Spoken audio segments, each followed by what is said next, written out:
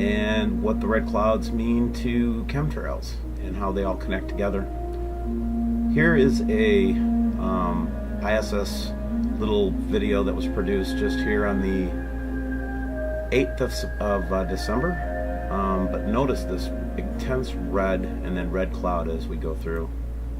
And watch them take this photo. And you can see this red cloud starting to show up behind the Earth. This is Nibiru approaching.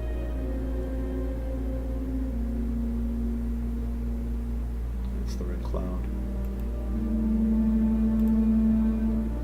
Now, let me take you through and talk a little bit about why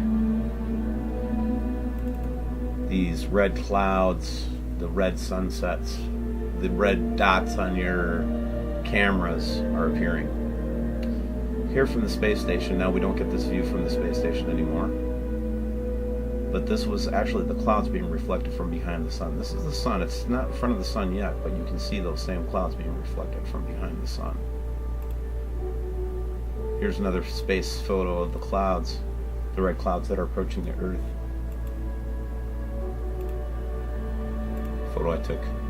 This is from my backyard today. Now, here's what I want to talk about. Here's where I'm going to make the connection with chemtrails. They had been chemtrailing my sky all morning. You can see two chemtrails going across the sky, or reflections. I'll show you more chemtrails, but I want you to consider for a second that what I see here is a sun flare. Clearly a sun flare. But this is the sun itself. The sun is surrounded by these light rays. So we don't really ever see the dot of the sun. That's the sun. But I think what's important to reflect on is the fact that this is a reflection of the sun, and this is a reflection from what's behind the sun. Red. A complete red cloud. It would freak people out pretty bad if they saw it. Here again, illustrating the numerous chemtrails today, looking at the sun and the redness behind the sun. And there's the sun and its reflection in the sun flare. And that's what the sun is illuminating behind itself, and this is the reflection of that. Chemtrails like crazy today. Now I want to suggest to you something. If they were not chemtrailing, and we know that this is the approaching system, I believe that we would be looking at light like this. I think we'd be freaking out pretty bad by now with this light reflecting from the sun backwards and then reflecting back to us again, and this is what I think the light would look like. That's what it would look like without the chemtrails. So they're hiding them. And this is just to illustrate some earlier versions of it. Every time you see the chemtrails, they're trying to hide that bright red reflection coming. And this is just to show what the sun looks like when it's bright and happy.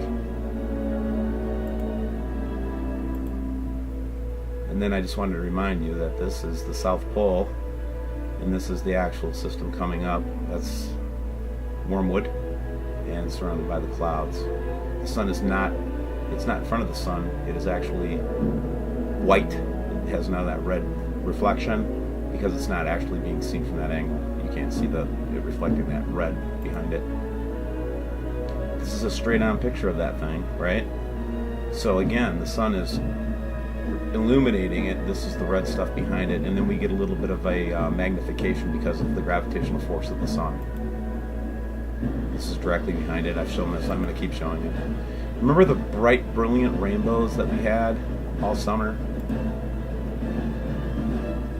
Just brilliant rainbows and brilliant, this is from my own backyard, but the brilliant like multicolored clouds and things like that.